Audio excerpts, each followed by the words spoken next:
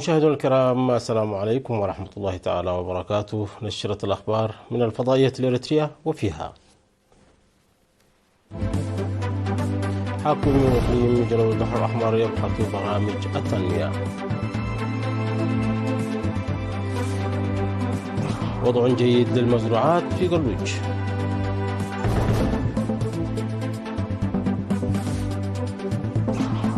والدراج بنيام قرماي يحتل المرتبة الثانية في سباق بلجيكا. أهلا بكم مشاهدينا. عقد حاكم إقليم جنوب البحر الأحمر السفير محمد سعيد منتاي اجتماعا في 28 من سبتمبر المنصرم في إدارة الضاحية ودي بجنوب دنكاليا حول برامج التنمية، وأوضح وضع برامج تنمية واسعة عامة وحماية التربة وحفظ المياه خاصة لهذا العام وما بعده، مشيرا إلى الخبرة المكتسبة من برامج التنمية والتصدي السابقة، وداعيا لضمان تنسيق المشاركة الشعبية لتحقيق التطور والازدهار. وقال إن ضمان حصول المواطن على الخدمات الاجتماعية الكافية هو أحد أولويات الحكومة، مناديا بتجميع القرى المتناثرة. وقدم المسؤولون المعنيون توضيحا حول خطط تعزيز مشاركة الطلاب في الدراسة والدفع ببرامج الحفاظ على التربة والمياه وتنفيذ خدمة السجل المدني. وتعهد المشاركون بدورهم بالمشاركة والمساهمة في تنفيذ البرامج. في غضون ذلك التقى السفير محمد سعيد منتاي بالجهات العاملة في الزراعة في عصب وحثهم على زيادة مساهمتهم. أفاد مراقب تنمية البقوليات بمديرية قلوج السيد نقاسي سرقيه أن وضع المزارع مبشر وبحال جيد نتيجة هطول الأمطار مع بداية موسم الأمطار وانتهائها في الوقت المناسب للمزارع. أوضحوا أنه قد ساهمت 100 جرار حكومي وخاص في حرث 100 ألف هكتار من المزارع وتجهيزها للزراعة الموسمية تزامنا مع هطول الأمطار الجيد، وزراعة 67 ألف هكتار من الذرة البيضاء و33 ألف هكتار من السمسم و828 هكتار من الدخن، موصيا المزارعين بتنويع الأصناف المزروعة لضمان إنتاجية المزارع وخاصة النباتات الزيتية والسمسم. وأضاف السيد نقاسي أنه قد تم تسجيل 264.9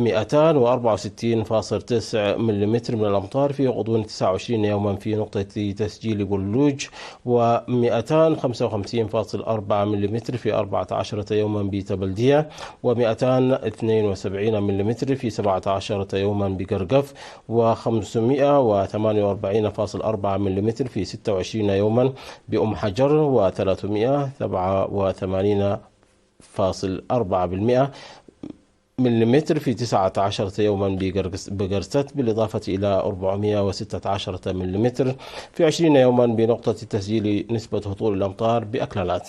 وأوصى في الختام المزارعين بمتابعة مزارعهم على الدوام لمراقبة ظهور الآفات الزراعية وإبلاغ الجهات المختصة في حال حدوث ملاحظات تتطلب تدخل وزارة الزراعة.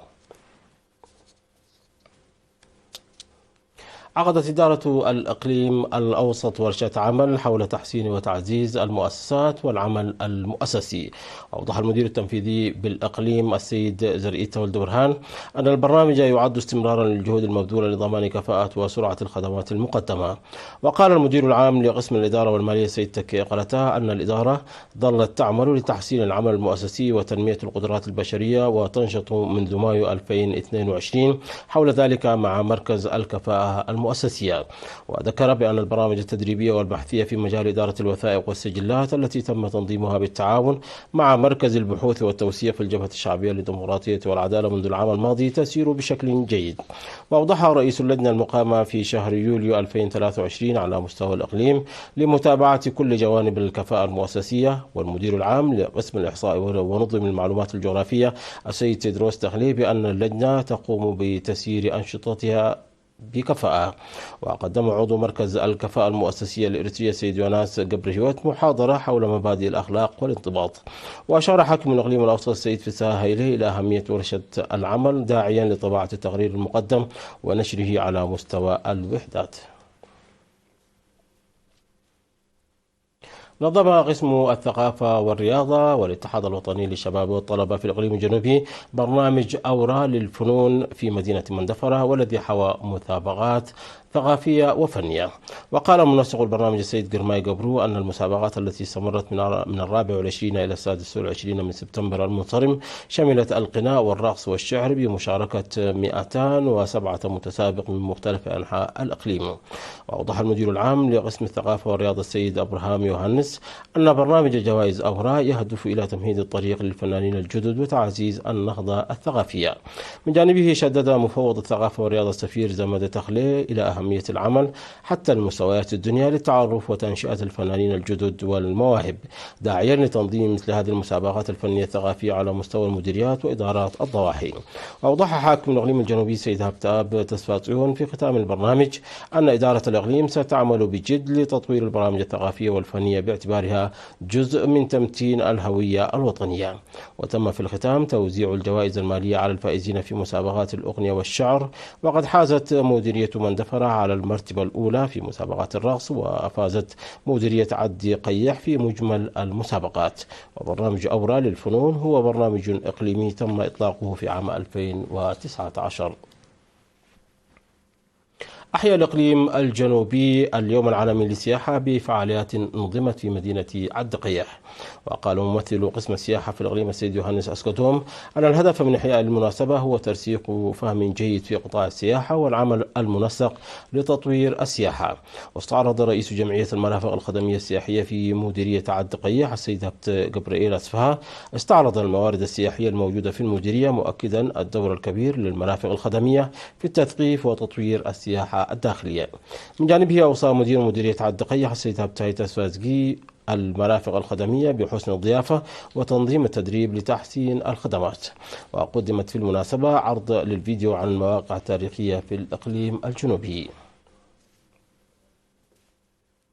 احتل دراج الإريتري عضو فريق انترمارش وانتي البلجيكي بنيام قرماي المرتبة الثانية في سباق اليوم الواحد المنظم في الأول من أكتوبر في بلجيكا. وقطع الدراج بنيام مسافة السباق البالغة 198.6 كيلومتر في 4 ساعات و29 دقيقة و38 ثانية خلف دراج فريق لوتو ديلاي أرنولد. وحاز الدراج بنيام باحتلاله المركز الثاني على 85 نقطة من الاتحاد الدولي للدراجات.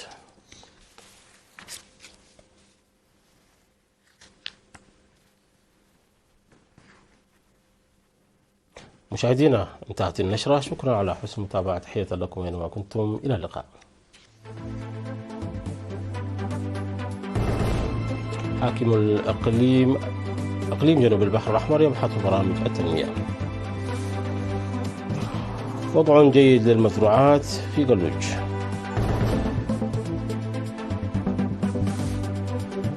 الدراج بنيام قرماي يحتل المرتبة الثانية في سباق بلجيكا. مشاهدينا، انتهت النشرة. شكرا على حسن المتابعة. تحية لكم وانتم إلى اللقاء.